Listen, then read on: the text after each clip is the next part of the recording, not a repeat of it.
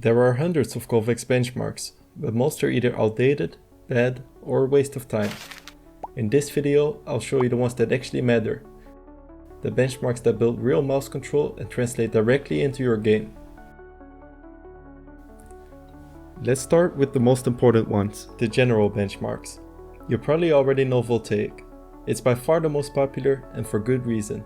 They're fun, balanced, and give you a clear picture of your strengths and weaknesses. Season 5 is the most well-rounded in my opinion. Other solid options are Revosect benchmarks and the Aimerz Plus benchmark.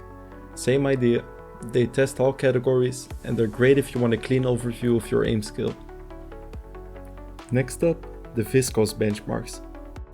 This is the most useful benchmark in my opinion. It trains all categories and has a great mix of scenarios that are useful for technique and in-game improvement, with a big focus on control tracking, which I would argue is the most important skill in aim training. If you want mouse control that actually translates into games, this is the one to grind. Now for static clicking. The Alchemist static benchmark. If you suck at static dots like I do, you have bad fluidity, overflick, or slow initial flicks, this benchmark drills every piece of that puzzle. Each scenario is designed to hone in on a specific technique, and the sheet even explains how to play them. If you're hard stuck in static, you should definitely try the salt. TSK Smoothness. Smoothness is the backbone of all aim. If your crosshair isn't smooth, every skill on top of it looks shaky and inconsistent. This is the best way to build that foundation. Long, predictable strafe patterns that force you to stay calm and steady. They're not flashy, but if you grind them properly, your whole aim base gets cleaner. Next, micros. The Anima Micro benchmark. Great for training very small and precise movements. This is useful for everyone, but especially TacFPS players have to have good micros. If you struggle with correction speed or small adjustments, this benchmark will expose you instantly and help you fix it. MattyOW Overwatch benchmarks. If you're an Overwatch player, there's a new benchmark by the best aim trainer in the world, MattyOW Overwatch. It's built around the techniques that matter most in Overwatch 2. Dynamic clicking, reactive tracking on instant excel targets, target switching, and movement scenarios. Basically, it drills the exact mechanics you'll need in Overwatch duels.